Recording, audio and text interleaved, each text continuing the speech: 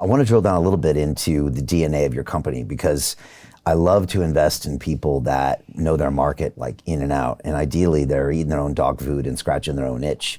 I always get suspicious when the founder just decides that now it's time to do an AI agent company. And you're like, why? It's not in your DNA. And so you mentioned, earlier that you were running Bitcoin mines with, I don't know, correct me if I'm wrong, excess natural gas. Mm-hmm. And maybe just talk about your experience there and your partners that brought you, obviously, to what you're doing today. Yeah, so, I'm an electrical and computer engineer by education, and my time before I entered the energy industry was actually spent developing software for, distributed computing applications, robotics across, mainly the industrial sector, right? Before I got into crypto, I was a software engineer at a firm called Left Hand Robotics, which had we built large scale robots for fielding, farming, and picking using a lot of the same technologies that a Tesla uses, right, to become autonomous. And that company fortunately had an exit that allowed me to really start to explore other avenues that I was passionate about. And like from the moment I read the Bitcoin white paper, I was instantly like, I'm going to do this the rest of my life. And this, I was a young man at the time, or at least relatively to how old I am now.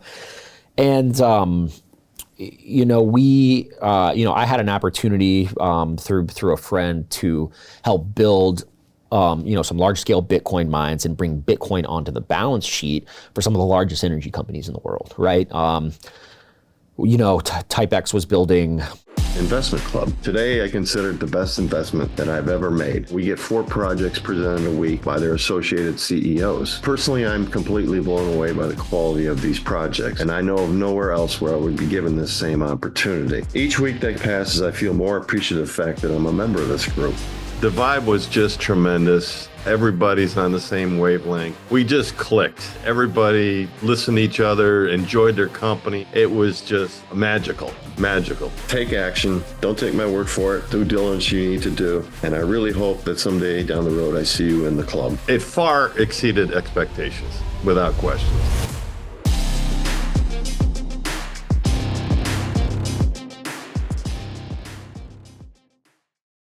This energy infrastructure for capturing stranded natural gas, and that's how the company started. And I was brought in as a partner because I knew the compute side, right? I didn't have a ton of familiarity with the energy side, but I was the guy who was out standing on the oil rigs in the middle of these oil fields, like building huge Bitcoin mines, right? We deployed over 200 megawatts for ConocoPhillips, EOG, Devon Energy, Enerplus, large publicly traded companies where even to be out on that site, you have to, have certain certifications, and you really got to have your head on a swivel because it's incredibly dangerous. It's incredibly dangerous. Like Landman. Yeah, straight up. Really Landman does such a good job, by the way, of like educating about what the reality of being in the oil patch is actually like. Okay. They do a great job of it. I actually, when I don't watch a lot of TV, and I especially don't watch a lot of drama, but I did watch that show because I was like, man, they really did a good job at actually, showing the viewer what it's like. They did a good job of it. And what did you see? Like, what are the things you see? That it's dangerous, that it's about risk taking, it's kind of cowboy. Like, what does it show you of the reality? Yeah, it's like everything from the way the industry operates to the dynamic between the roughnecks and the corporate side to the way that they portray the boom and bust cycle. When they talk about how the the drilling operations are financed, to the dangers that you actually see on site and some of the accidents that you see on site. I saw some of the craziest accidents while I was up there, where you're just like, dude, you see sites blow up. We saw a huge site that had a data center on it. I won't name the company that was operating it, but it burned for 2 straight weeks.